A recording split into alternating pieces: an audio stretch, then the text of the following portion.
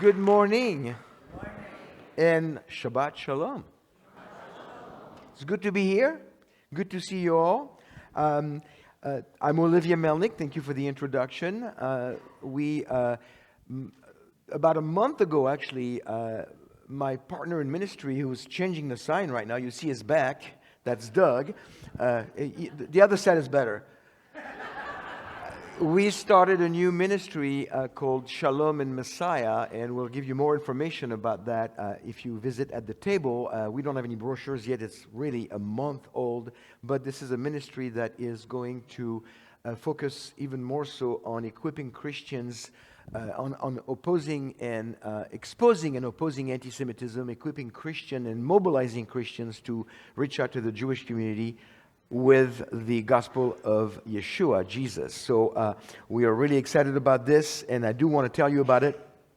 There is a number, a code there. This is not the winning lottery numbers, but you want to pay attention to that. And the reason why it's there is because I'm going to share some things with you today that are not going to be shared online, and you'll need this code when you go onto our website. So write it down somewhere before you forget, and there'll be one for each day. Okay? So what I want to do today is I want to talk to you about what changed since October 7th. I've been doing this for 23 years, fighting, exposing, educating people on anti-Semitism and equipping Christians to understand anti-Semitism so they can better understand how to relate to Jewish people with the gospel. And I tell you, and honestly I tell you, I never thought that I would be witnessing what we're witnessing globally right now in my own lifetime. And I've been doing this for 23 years. And 23 years ago, I used to tell people, this day will come. And people would look at me like they thought like maybe I should wear a tinfoil yarmulke. But here we are, unfortunately. And so what do we do with it? So this morning, I want to tell you about what changed. This afternoon, I'm going to tell you what you are called to do to make a difference. And tomorrow morning, I want to tell you how you can do it. So you're stuck with me until tomorrow morning. Yeah? So let me open with a word of prayer, and then we'll get started. Lord, thank you for this opportunity to look at what's going on in the world. Lord, we want to filter all this through the truth, the only truth that we have, the only truth that matters, your word. And what does it say in your word about the Jewish people, about Israel, about the final days? And so, Lord, help us understand, help us be better equipped, and at the end of the day, Lord, help us be better equipped to share the gospel of the good news with our Jewish friends and family members, and in the process bring you glory. In Yeshua's name, amen. So, this should work. It does. Okay, so let me start with this. The question I want to ask is, have Christians missed the mark in making the Jewish people jealous? I want to talk to you about, wait a second, am I looking at the right PowerPoint? That's a good question. No. So,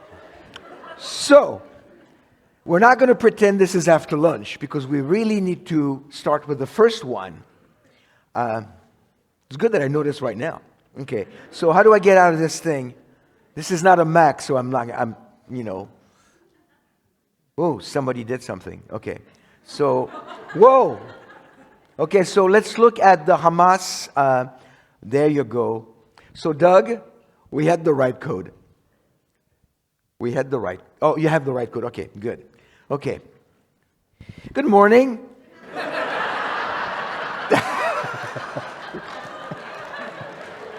Okay. Whew. All right. So this you got a preview of what's coming this afternoon. This could be cool. Okay. So let's look at let's look at Hamas war 2023, what changed after October 7th, 2023, okay, because that's what, we need that as a foundation. On October 7th, 2023, Hamas launched a major terrorist attack from the Gaza Strip into Israel. It turned out to be, as we know today, the heaviest Jewish death toll since the Holocaust in one day.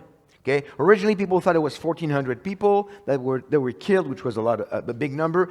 And I like to bring that up because it shows the honesty of the Israeli government and the IDF. They said, we actually, it sounds terrible and gory, but we actually were able to put body parts together and check the DNA, and it's only 1,200. It's a lot still, but in the midst of a war like this, in the midst of a terrorist attack, within a couple of weeks after October 7th, Israel came back and said, it's not 1,400, it's 1,200. That's honesty right there. When the other side inflates the numbers right and left, Israel, in the midst of that tragedy, said, it's only 1,200. It's still 1,200 too many. It's still a tragedy. It's a massacre. There are savages who did that. We're going to get through that. But I just want to bring that up because I was impressed with that. So I want to talk a little bit about, I want to tell you a little bit about Hamas, okay? Who's Hamas? Well, Hamas took over Gaza Strip in 2006 elections. That's on the left, it's Ismail Haniyeh. They won by 44.45. And on the right is the Fatah leader, Mahmoud Abbas, who lost. So Hamas has been in charge of the Gaza Strip since 2006 with I repeat, zero Jewish settlements. Okay, the Gaza Strip is completely Palestinian. There's no Jews there. So we'll get back to that. That's important. So now we've got this leader, Ismail Haniyeh, who, by the way, doesn't live in the Gaza Strip. He lives in Qatar. Okay, in a very comfortable place. Who is Hamas? You've heard, I'm sure, that Hamas means violence. Who's heard that? Hamas spells the word violence. Hebrew, it's true. It's true. It's the same. And Hamas in Hebrew means violence. But this is not why they call themselves Hamas. Sorry to disappoint. Okay, they would not pick a Jewish Hebrew word to say we're going to call this us after. No, they wouldn't do that. Hamas is an acronym for Haraka al-Mukawama al-Islamiyya. And it's an acronym that has the HMS words, and they put a couple of A's in there to make it pronounceable, so now it's known as Hamas. Just like the Tanakh, the Torah, the Nevi'im, and the Ketuvim, Torah, prophet, and writings, we put a couple of A's, the Jewish people, in there to call it the Tanakh, because the T doesn't sound very good. So we put A's, so it's the Tanakh. They put A's, so it's Hamas. Okay, so it's not. Now, are they not violent? Of course they are, but their name is not after the Hebrew word. It was created in 1988 as a chapter of the Muslim Brotherhood, which was created in Egypt in 1928. The Muslim Brotherhood slogan, or motto, and I'm giving it to you because Hamas basically duplicated it for them, is Allah is our objective, the Prophet is our leader, Quran is our law, Jihad is our way, dying in the way of Allah is our highest hope. You have a group of people here, definitely under Hamas umbrella, but broader in the Arab world, that worships death, dealing with the rest of the world, valuing human life. So that's going to be very difficult to communicate at any level. And that's the main problem that we have today. So we have people who really worship death and people who value human life. It's bound to clash. Okay? So some of the articles of the Hamas manifesto, you can find it online. It's not a secret. 1988 Hamas Charter, I think it's called the Hamas Charter, not manifesto, reiterates the Muslim Brotherhood slogan. So they basically take their slogan and say, this is ours. We agree with that. In Article 13, they say there's no negotiated settlement possible. Jihad is the only answer. Well, there goes the concept of the two-state solution down the drain.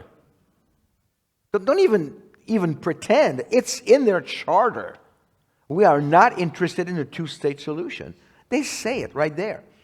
They claim In Article 21, it claimed that Jewish influence over the whole world, that's one of the oldest anti-Semitic tropes in the history of the Jewish people.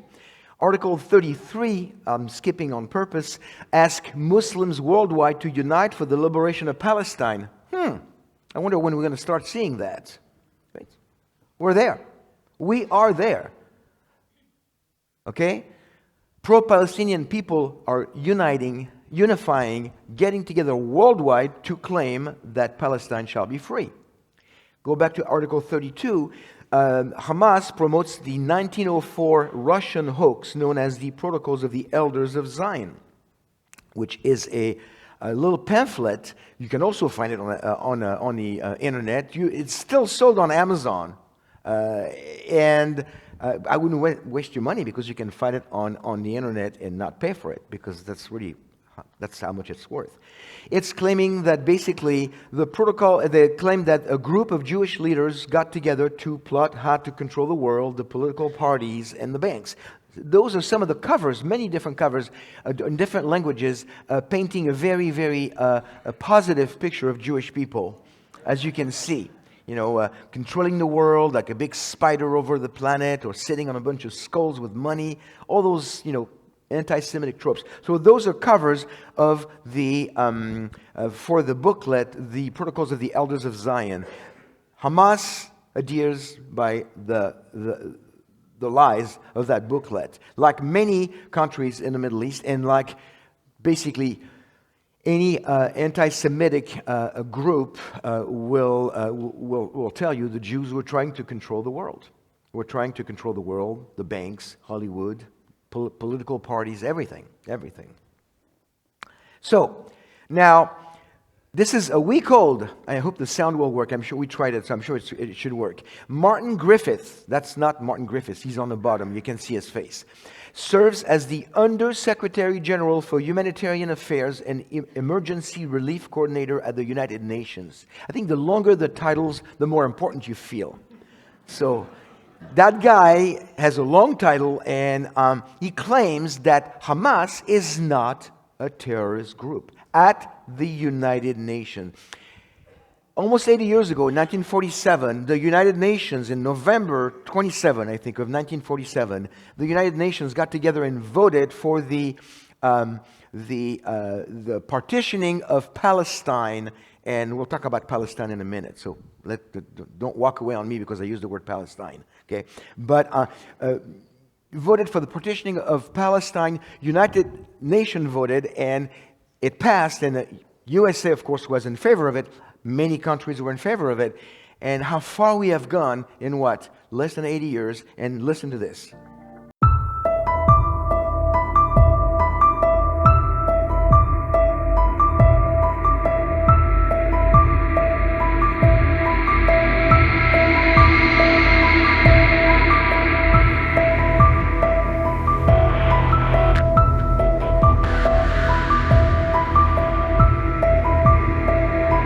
So there you have it. The truth from the United Nothing. Hamas is not a terrorist group. It's a political party. Well, and this is an interview with Australian channel Sky News about a week ago. It's very fresh. Well, I got news for you, friends. Hamas members are not political activists. They're not militants. They're not resistance fighters. They're not freedom fighters. They are terrorists. What happened on October 7th was one of the worst terrorist attack in the history of Israel. By the way, I failed to mention at the beginning of this presentation, when I almost went with the wrong one, that I'm going to give you, because I see people taking photos of the screen. You can do this all you want, but I'm going to give you an opportunity to get the whole presentation of every single one of my messages for free. Okay, so and that's what that code is for. So just relax. This is not really a relaxing topic, but don't try to take notes. Take pictures if you want. That's perfectly fine. But I'll give you the original version. Okay, so terrorists, what do they do? Terrorists thrive on false narratives, historical revisionism, and they count on people's ignorance of history. And well, we're doing real good right now because most people don't have a clue about what's going on in history. You know, they either don't care or they were sold something that they believe is good because it sounds like it's the right thing to believe for social justice, the era we live in.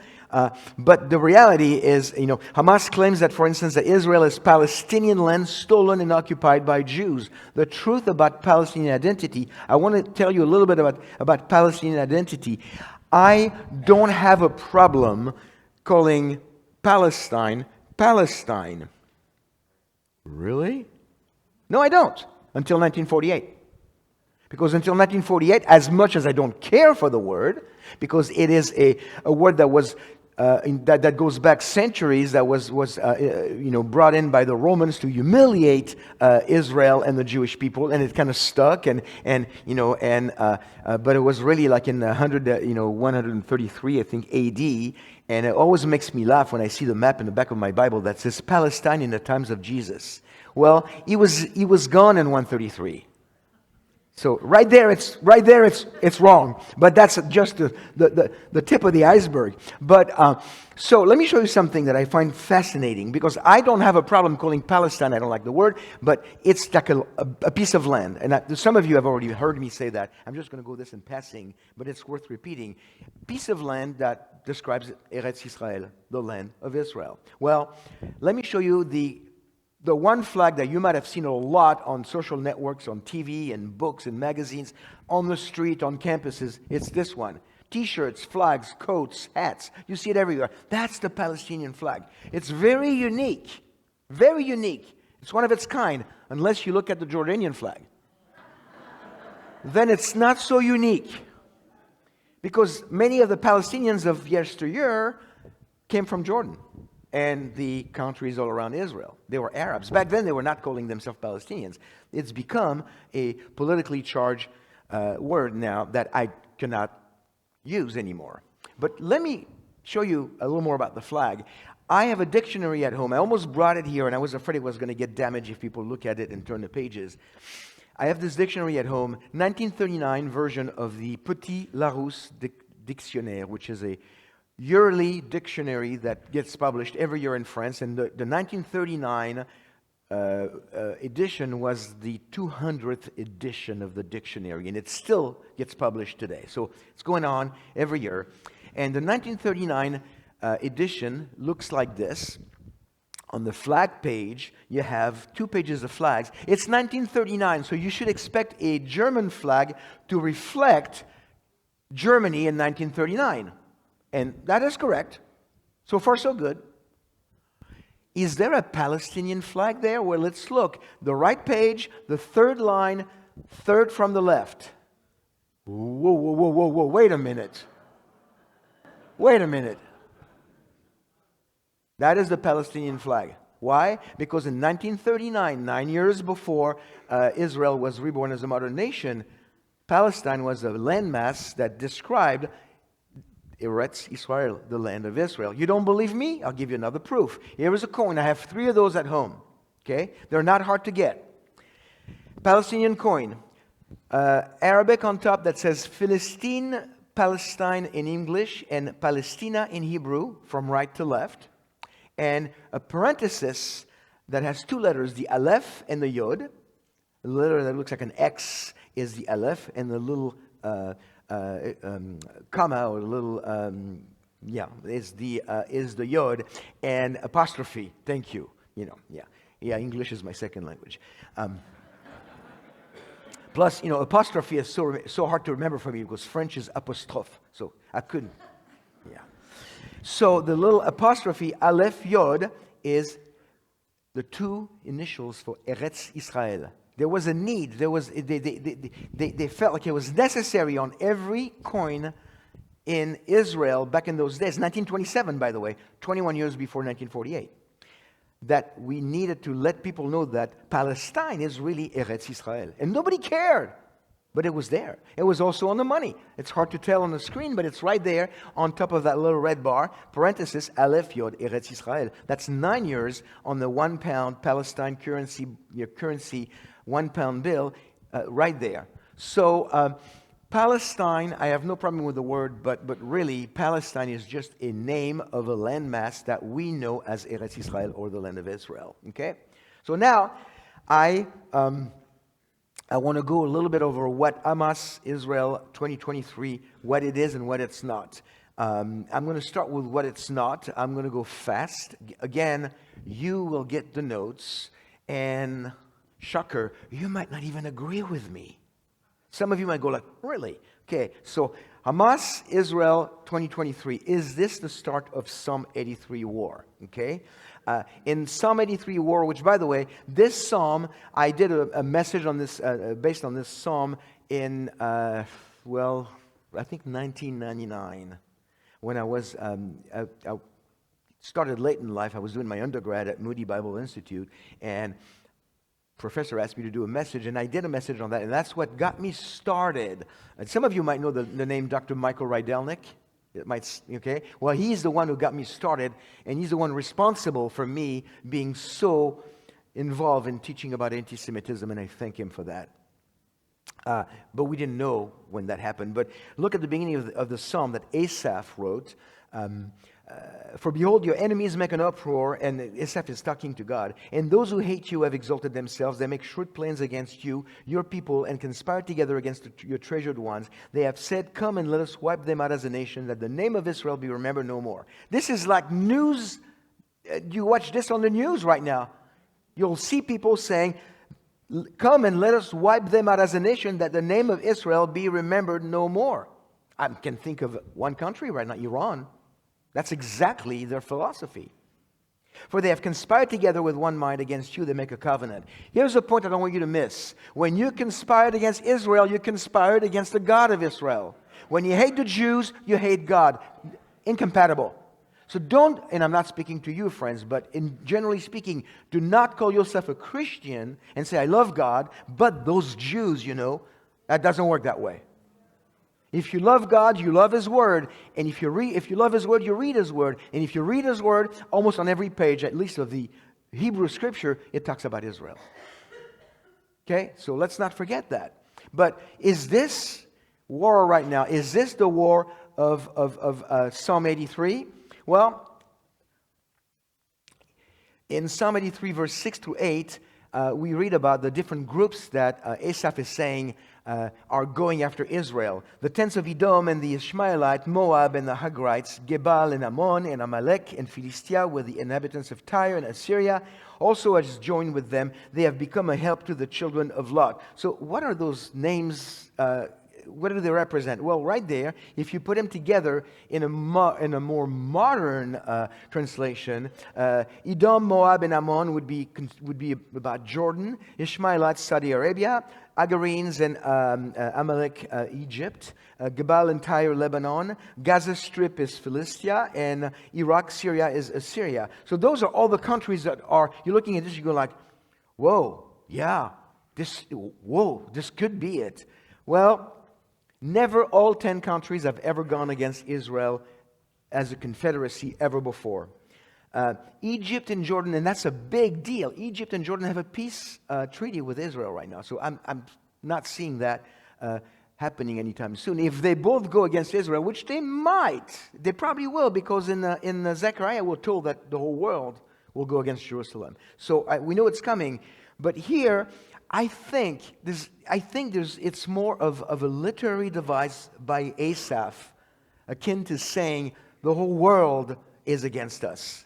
You picture this man driving back from work. His wife has left him. His children are dealing with drugs, and he just lost his job. His house got repoed, and he's driving home, and his car breaks down. He stops on the side of the road, and he's going like, the whole world is against me. Well, that's just a way of saying, I'm not having a good day. Okay? In a way, I mean, and the analogy breaks, it's not perfect, but I don't think that the war of Psalm 83 is a real war. And some of you might disagree. And if you disagree with me, talk to Dr. David Reagan, because he'll tell you about the 9 wars of the Bible later. So if you disagree with me, talk to Dr. Reagan. You can talk to me too. Okay. So I don't think Hamas is the Psalm 83 war, because I'm not even sure it's a real war. Okay, but let's go back. It doesn't mean that those countries will not go against Israel. Those are not, it will happen, but it doesn't have to be under the banner of the Psalm 83 war. Okay, enough said about that, because we're running out of time. You're not listening fast enough. So next, Gog and Magog. I'm opening a lot of can of worms here. So on this one, I'm going to go really fast. All the names in Ezekiel 38, Gog and Magog, and really, honestly, and I'm saying this with no jokes, if you really want to get good understanding of Gog and Magog, I'm probably not the person to ask. So in the Q&A tonight, ask Dr. Andy Woods, because you'll have the answers, or Dr. REAGAN. I'll point, if you ask me a question about Gog and Magog tonight, I will look at Andy and say, it's yours. But, just in passing, Gog is a person, Magog, former Soviet Union, Rosh, Russia, Meshech and Tubal, Turkey, Persia is Iran, Ethiopia, Sudan, Put, Libya, Gomer, Central Turkey, Beth Togarmah, Turkey. And what I notice about Gog and Magog, that is a recurring theme, is that in Ezekiel 38, I know I skipped a slide, but you're getting all the slides, remember? Ezekiel 38:8, and they are living securely. In 11, that live securely. 14, living securely. This will take place when Israel lives securely. Is Israel living securely right now? Okay, so we're not in Gog and Magog. It's that simple. When is it going to happen? I don't know, but it looks like to me probably between the rapture and the midpoint of the tribulation. Because at the midpoint, pun intended, all hell breaks loose. So, but that's it. So I just said that. I'm going to keep moving. Hamas is not the war of Gog and Magog. Is it leading towards it? I think all the events that we're seeing in front of us right now are leading towards all that. Yes. It is the beginning of the Great Tribulation. Well, are we here? I mean, I know my brother this morning said, like, some people believe that we're not here. Well, ow! I just pinched myself. I'm here. Okay? We're here. And unless there was either a partial rapture or they took another group of people, we're not in a tribulation. Okay? So, I don't think we're going to spend too much time on this. We're not. The Hamas-Israel war is not the beginning of the Great Tribulation. Could it be the setting of the stage for the prophecies of Zechariah 12? I will say yes. I will say yes. The burden of the word of the Lord concerning Israel, thus declares the Lord, who stretches out the heavens, laid the foundation of the earth, and forms the spirit of man within him. Behold, I'm going to make Jerusalem a cup that causes reeling to all the peoples around. And when the siege is against Jerusalem, it will also be against Judah. It will come about in that day that I will make Jerusalem a heavy stone for all the peoples. All who lift it will be severely injured, and all the nations of the earth will be gathered against it. Are we getting in that direction? Absolutely. Absolutely. No question in my mind. A lot closer and a lot faster than before October 7th. But God is not surprised or powerless. Okay? In 12:3, all the nations of the earth will be gathered against it.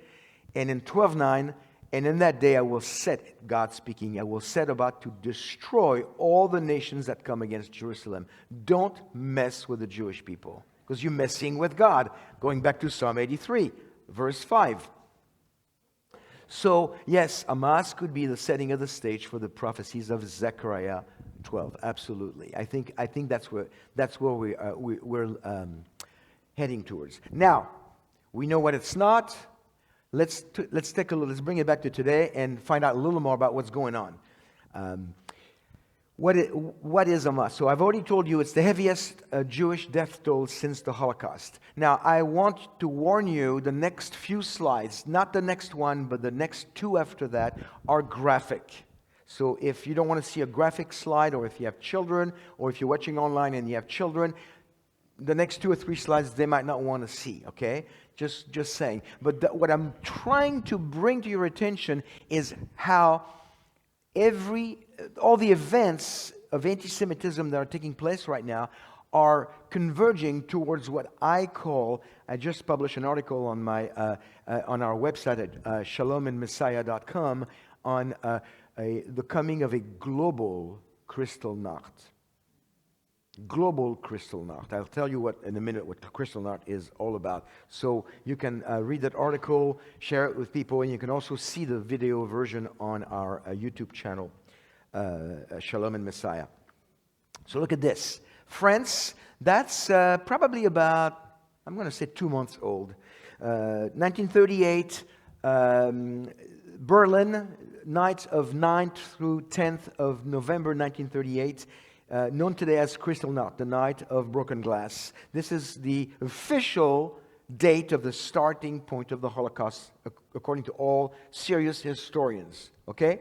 And that's, where you saw the painting of the Jewish stars and the word Yud or Juden on the Jewish storefronts, burning of 7,500 pieces of property, many synagogues, killing Jewish people. In the scope of the Holocaust, only about 100 Jewish people died during Kristallnacht. But that's irrelevant, because that was the starting point of the 6 million. Okay, so keep that in mind. But what scares me is the bottom picture. 2023, Paris, where I'm from. You thought I was from Texas, I know. I'm from Paris. You see those Jewish stars on the picture? They were painted overnight. To do what? To identify where the Jews live. No difference. No difference. That's very scary. My family is still in France. My sister and my 3 nephews and nieces, they are, my sister is probably, she's 10 years older than me, so she's 39. But she's probably not going to move to Israel. But the kids are really seriously thinking, because it's like, France, we're done. It's not safe anymore. France is not the only country. So that's to identify where the Jews live. Terrifying if you don't know Yeshua. So you've been warned. 1943, Auschwitz, the ovens where the dead bodies picked up from the gas chambers were put and burnt. By the way, one of those dead bodies was my grandfather. And in 2023, burnt bodies in cars near the kibbutz that was savagely attacked by Hamas terrorists. So I definitely see some parallels there. What about this? Children being picked up to put on a cart, dead children put on a cart in 1946 during the Holocaust era. 2023, a little child, a little baby, probably not even a year old, killed. And that's one of the cleanest photos I could find. So Hamas committed genocide, ethnic cleansing, and crimes against humanity. Interesting, and we'll talk more about this after lunch. This is exactly what Israel is being accused of right now. Who is even talking about October 7th anymore? Within a week it was over. Within a week it was over, and now the whole world is concentrating on Israel is committing crimes against humanity. What about the 1,200 people that was savagely raped, maimed, burnt, killed, you name it? Hamas committed a pogrom, an organized massacre of a particular ethnic group. A pogrom. That's what happened in Russia during the era of Fiddler on the Roof. That's when my great-grandmother, Rachel Shimkovitz, left Russia to come to France to escape the pogroms. And this was exactly what took place on October 7th, a pogrom against Israeli Jews. Tell them I'm not available. Global anti-Semitism has been unleashed with an unprecedented destructive agenda. This is really picking up a lot of speed. Those numbers need to be updated because they're about a month old, and I know it's more now. But USA, anti-Semitism is up by 500%. United Kingdom, 1,300%.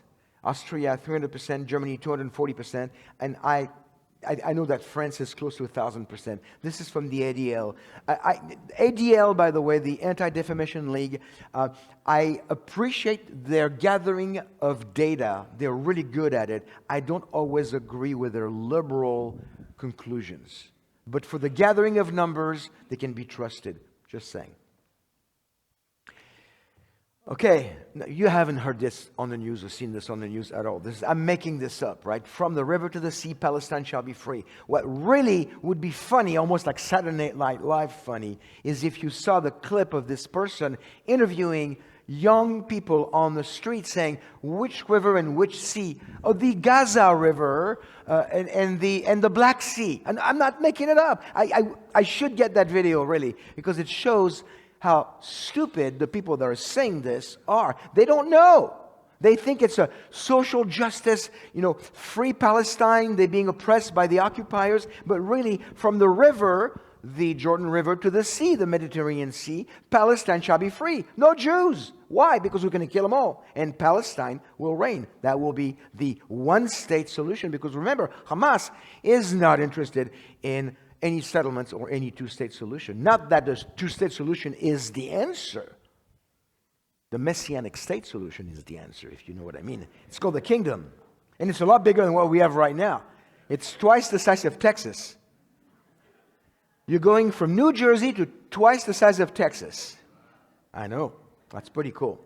But this calls for the complete annihilation of all Jewish people.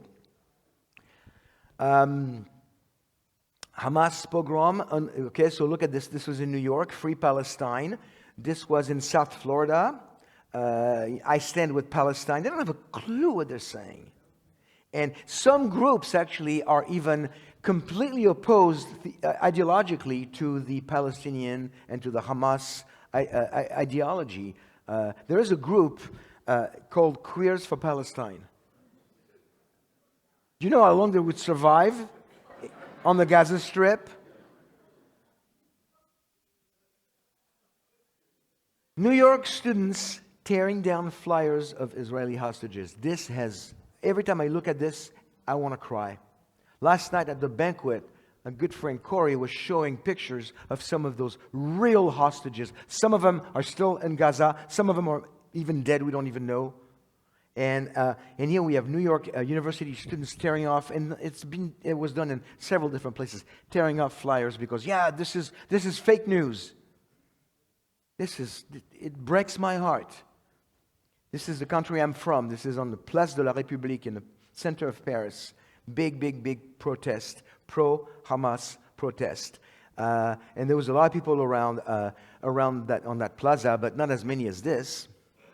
In Yemen, pro-Hamas protest in Yemen. There was also one that took place in India.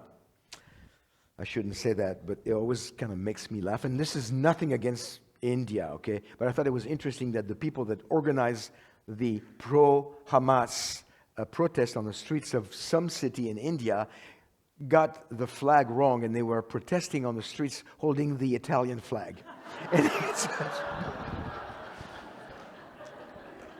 I'm sure Italy is not very happy about that. I should find the picture, but this is no time to make fun of anything. I just found out that the Red Cross has done absolutely nothing in Gaza for the hostages. Now, the Red Cross, I was going to put their mission statement is to help people. I mean, who doesn't know the Red Cross, right? They do a lot of good. Well, they have done nothing to help the hostages and Hamas. Nothing, which is really reflected by the look of Bibi on the lady who was in charge of that chapter of the Red Cross. He's not too happy, okay? This also just got very recently, 64%, because of what happened on Harvard and Penn and MIT, 64% of Jewish teens are now considering anti-Semitism as an important factor in their college search. Is the professor of such a topic the best one? Is this school the best for becoming a lawyer, becoming a doctor, becoming no more. Jewish kids are going like, how bad is anti-Semitism? Because this was the school I wanted to go to, but right now, maybe not so much. Because I do want to get a training, I don't want to get a degree, I don't want to get a career, but I don't want to risk my life doing it. And that's where they are right now. This is very scary. How about this? This happened February, a couple of weeks ago. That's another thing that leads towards the Kristallnacht 2024, or the upcoming Kristallnacht, Global Kristallnacht. This is a flyer in Hebrew that was put on the door of a Switzerland ski shop in Davos. You might have heard of Davos, the World Economic Forum. Well, it's also a ski resort, okay? I used to go ski and live in France, go ski in Switzerland all the time. I know, you're jealous. So it says this on the sign: after a series of annoying incidents, including the theft of a sled, we are no longer renting out sporting equipment to our Jewish brothers. Because it's a known fact. Jews steal stuff. Because we love money, we're greedy. So we steal stuff. It's only the Jews. But but it's not anti-Semitic. I mean, they got so much criticism for this, but it was not anti-Semitic. If it was not anti-Semitic, you know how you do it? You say, stuff has been stolen, it's returned, and it's broken. We have a fee. If you don't return on the time of, there's going to be a late fee. If you return and it's broken, there's going to be a charge because it's the way it's supposed to be. For everybody, any of our patrons, basically, if you don't return on time and in good shape, you will be charged a fee. I'm okay with that. I'd sign that. But for them to say, and on the, what's ironic is that on the flyer, they say, we are no longer going to, trying to soften the blow. We're no longer going to rent to our Jewish brothers. Really? Okay. So I want to finish with, oh my goodness, perfect timing. I want to finish with this. I want you to listen to this little clip by Sarah Huckabee Sanders. You know who she is, right? And then the question that I'm asking is, what can we do about it? Can we do something about it? Well, that question will be answered after lunch. So before I finish with this, it's going to be just on time, and I'm going to tell you about what's going to happen. I think after that slide, I will show you. There's a QR code on the screen. I'm going to leave it on the screen when I'm done. You can take a snapshot of that QR code. That QR code is going to take us to Shalom and Messiah, when you can get my daily devotions that I publish every morning, fresh from my own devotions. Like this morning was done this morning in my hotel room. So it's always fresh. Daily devotions, my articles, the videos, the PowerPoints of today and tomorrow. It's all there, and it's going to ask you to put your information, and there's going to be a code. It's going to ask you for a code if you want to get the stuff. You want to put that code, and there's another reason for that code. The deeper reason for that code is something to do with the rescuing of Jewish people that I'm going to tell you about and prepare you for this afternoon after lunch. But make sure you write that code, and make sure you take a snapshot of the QR code after we're done with this beautiful 2-minute message from Sarah Huckabee Sanders. Hopefully it will work.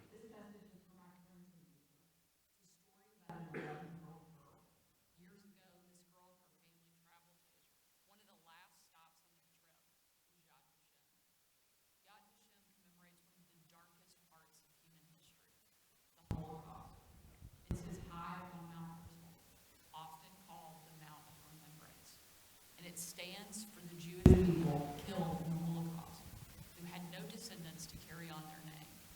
It's pretty heavy for any kid, much less an 11-year-old girl. And her parents weren't sure if she was ready for it. But they wanted her to understand the importance of standing up against evil. So they decided to bring her. The girl's father promised to stay with her throughout the entire time they were in the museum. If he said it became too much, he'd simply take her out somewhere. As they walked through Yad Vashem, the girl watched videos of entire families being marched to their deaths. She saw the hundreds of shoes taken right off of the feet of Jewish children her own age and piled high to be burned. She listened as the names of the 1.5 million Jewish children murdered by the Nazis were read off one by one, and was told it takes months to get through the full list. The 11-year-old girl didn't speak at all as she walked through each of the exhibits. She gripped her father's hand tighter and tighter. He worried that they'd made a mistake, that it was too much for her to take in and wrap her head around. But eventually they got to the end of the museum, where there was a guest book for visitors to sign. The The girl reached up and took a pen out of the father's shirt pocket. He looked over her shoulder. The father watched as his daughter wrote down her name and her address, and then in careful handwriting, the little girl paused and wrote, "Why didn't somebody do something?" Tears welled in the father's eyes. In that moment, he knew that she got it. Very simply, why didn't somebody do something? He knew that his daughter understood. He knew that she understood that all it takes for evil to win is for good people to stand by and do nothing. I know this story and the impact it had because I was that girl.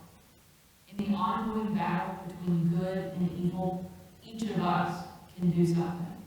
And I know each of you will. I certainly know the American people will. And we will stand with you. Together, we will stand against evil, and we will never apologize for it. With God as our witness, we know how this story ends. The enemy will be defeated, and good will prevail. Well, very powerful words. I just found out recently through my friend John Markel, who played that clip, and I didn't know that she had gone through that. So I want to leave you with that because, everybody can do something. And that is going to be where we're going with the message that I have for you this afternoon. What can we do and how are we going to do it? So thank you for listening. And Pastor Andy?